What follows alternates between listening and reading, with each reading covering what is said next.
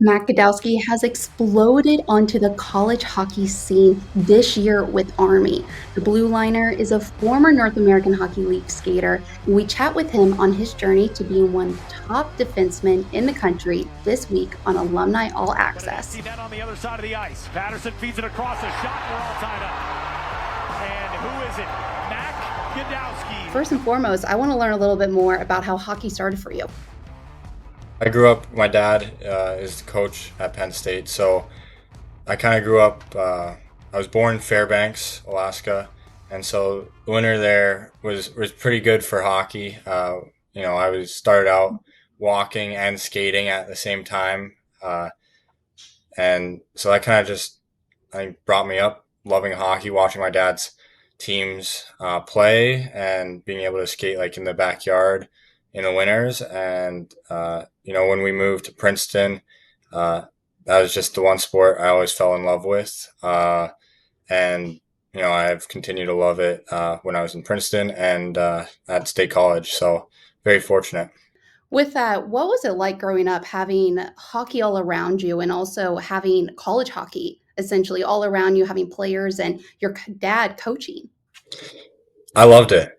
I thought it was really awesome to see kind of the behind the scenes and what the guys on the team like their effort, what they did to be able to play at that level. Kind of gave me my own inspiration of playing college hockey and putting in that work that's needed to get to that next level.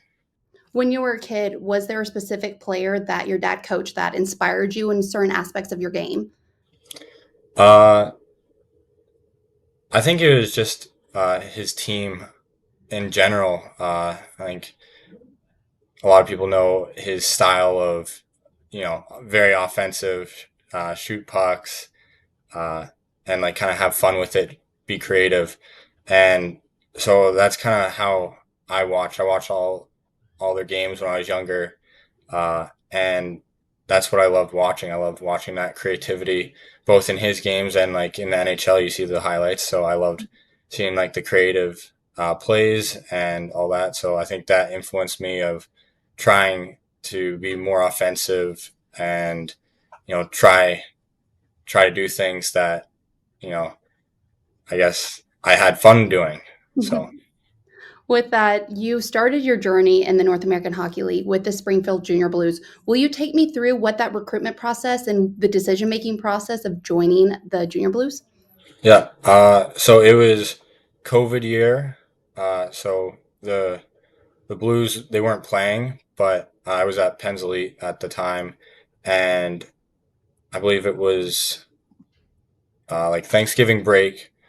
We had like a tournament up in Minnesota, and after that, when we got home, I got a call from Coach Renette, uh, and it was just him saying, "Oh, we're a program. We're not in playing right now, but we're coming back next year, and we would like to join our team." And it was pretty easy decision. Like I think uh, it was that next step I wanted to make to go play in the NAHL and develop and learn. And he kind of said that there's going to be ice for like extra skills and stuff after practice, and you're going to be working with Coach Todd, who's now the head coach there, who is a great mind. And so I was very fortunate for them to, see something in me, and me being able to learn from them when I finally did get there. Yeah, during your time in Springfield, what did you learn the most about yourself? It could be the game, it could be off the ice, or even your development. Mhm. I think I learned a lot in all aspects. We had a pretty close team there. In that first year, we did really well, and I think that where I was lacking was that defensive kind of ability. And I think that Coach Renette and Coach Todd did a great job with, teaching me, the defensive position, kind of a little bit more the kind of smaller things that I didn't really know like body positioning and just uh, like being able to play tough on the puck. That is something that I wasn't too good at, and so we worked on that a lot, which I think has helped my game a ton. So from Springfield, the next season you come back, play with Springfield, and you get acquired mid-season by Hmm. Fairbanks. What was that transition like for you?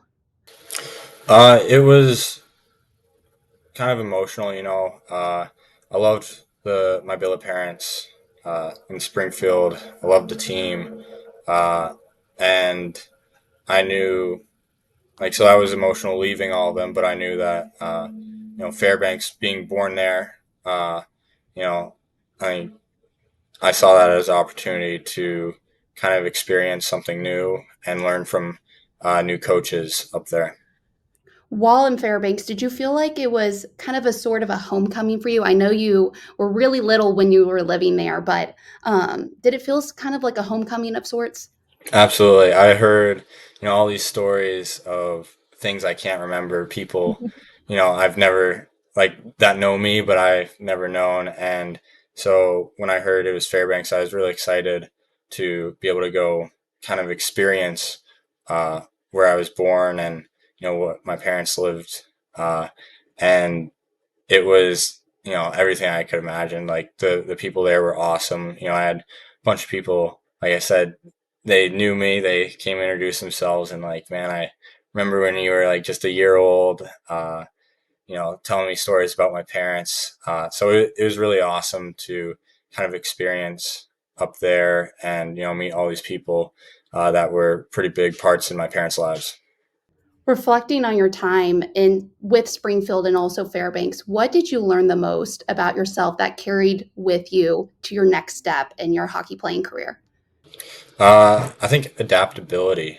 I think both places, just coming from uh, Pensley, and I was at a prep school before, pretty structured. My time had always been like I didn't have too much off time, I guess. It was always very structured, and so there was quite a bit of downtime where you know you were able to do what you wanted, and I think that I learned a lot about putting in that effort outside of the ice and that outside of that structured time, whether it be recovery or making sure go to the gym, get a little extra workout, do something for your body, continue, you know, to make yourself better during those off times. In the summer of 2022, you commit to Army. Take me through what that recruitment process looked like and why you ultimately chose the Black Knights. Yeah. So Coach McKelvey reached out to me after the showcase that first year, uh, and just said he was interested and he'd be watching me. Unfortunately, I had broken my hand and was out for a substantial amount of time that season. But once I got back on the ice, he reached out again and invited me to come up to visit here, and like it just a special place. Like when I visit, I could really tell that I could see like the community here, and it's different than any other college out here. So it was really like kind of eye opening. I didn't know a lot about the Army, never really thought about it, but I started to learn more, and I started to learn more about the school and the people that come from it, and everything you learn here at the school about being a leader, uh, and that spoke so much to me, and it really felt like a community that I wanted to join. Reflecting back on your time, what about getting the opportunity of playing Division One hockey? What did it mean to get the opportunity to play Division One hockey? It was pretty special to hear Coach Riley say, how sit me down and say, "Hey, here's an offer to play here," because that's something. Like I said, I watched all these college players when I was younger. I got to see, that work they put in, and I wanted to be a part of those teams, that culture, and so it was really special to hear that I would be getting that opportunity to join a team like that. Outside of hockey, you are a cyber science major at Army. What does it mean to be able to get an education while getting the opportunity to play hockey? It means a lot. I think that's something that my parents really focused on, being like hockey. It's important. You gotta, work on hockey, make it to the next level. They never pushed it in anything, but they also said that once hockey's over, the real world starts, and you need to be prepared for that. And so that education was a big point of their focus on wanting me to get the best education, and this place is one of the best at that. Well, getting an education is an incredible part about getting the opportunity to play Division One hockey. But talking about your work on the ice, you've had an incredible season this year. You are a top 10 finalist for the Hobie Baker Award. You were Defenseman of the Year for the AHA. Same with the Individual Sportsmanship Award. What does it mean to be garnering all of these accomplishments and being able to really make your mark on the hockey world?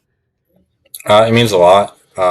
It's always something that was like a dream, like being a good hockey player and you know being seen as one, I guess. And so having these accolades means a lot, but I think that's just a tiny bit of what it means to be a hockey player. I think like the culture here, the team that I've been on, uh, that that was the best part of the season, being with them and being able to do it with them.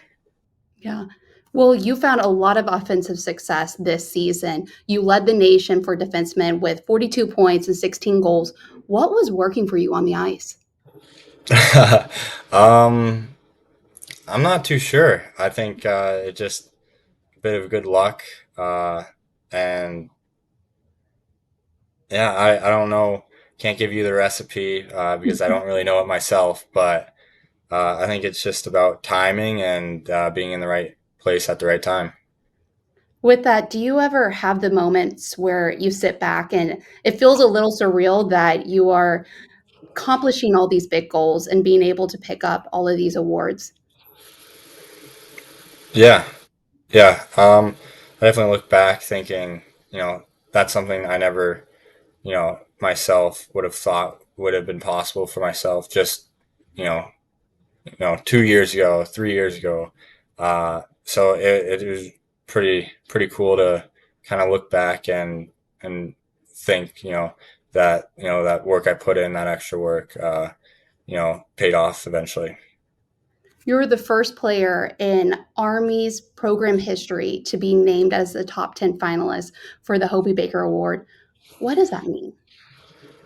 Uh, it means a lot. You know, it's a great program with a lot of great players in it, and to be have something like that is pretty special.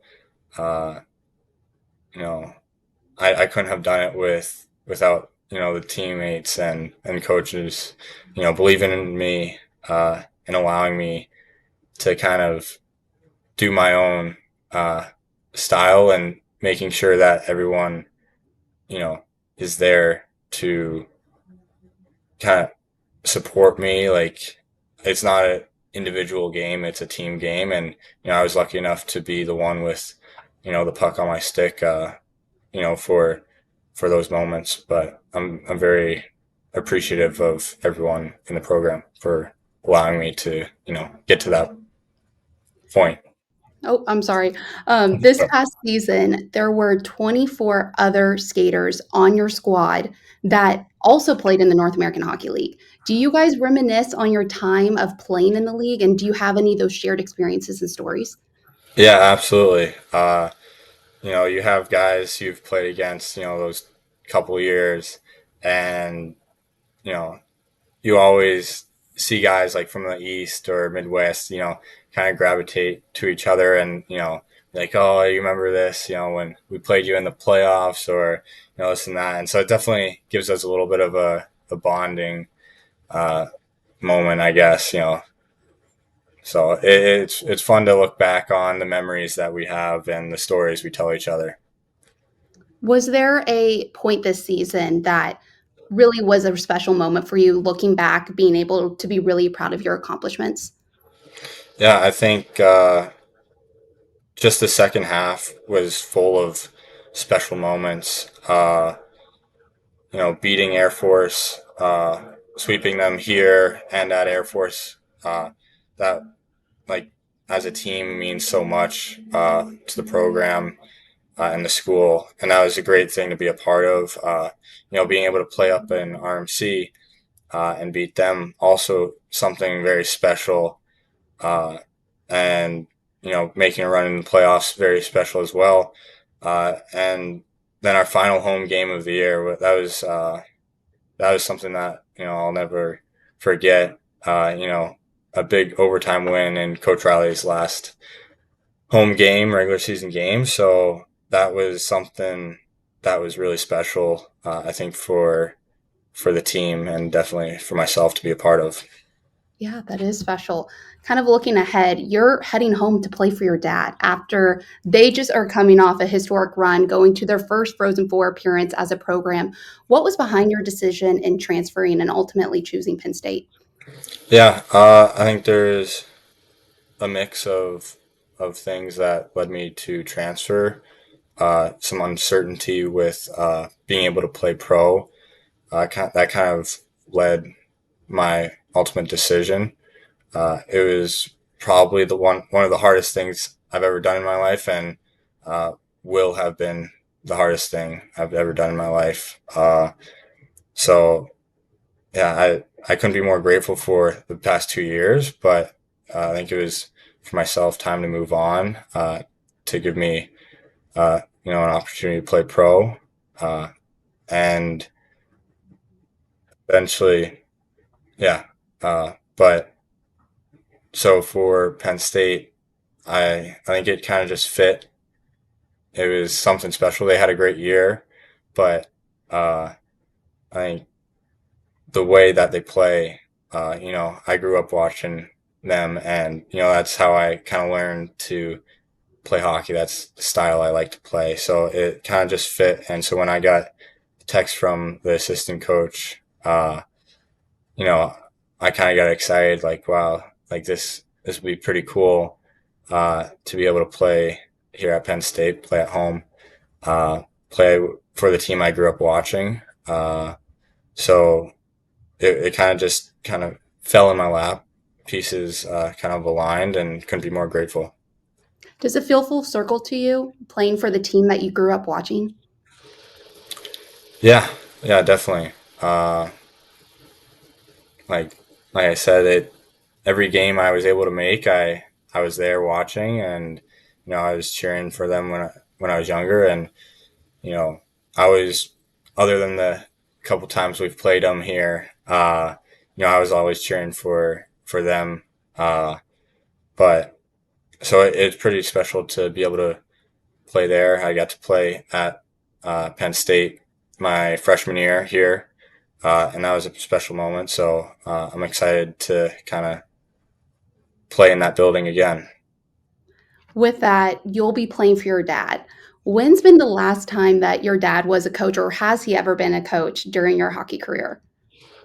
No, he's never been a coach. He was like a doorman a couple times, letting us in and off the bench when I was real young. Uh, but I think it'll be cool. I think it'll be a little bit weird here and there, but I'm excited to kind of get to play under him for sure. Looking ahead to your junior year, what are you looking forward to most, and what are some of your overarching goals? Um, I think that expectations uh, are pretty high for myself, and for Penn State, for me joining them. They're expecting a lot from me, and I think I expect a lot for myself, and that's kind of what I want to do. I want to meet those expectations, and you know have a good season with them, and hopefully end up where they were this past year. Well, Mac, we really appreciate you taking the time today. We're cheering you on into your next season, and we really appreciate you taking the time to chat with us. Yeah, absolutely. Thank you for having me. Yeah, of course.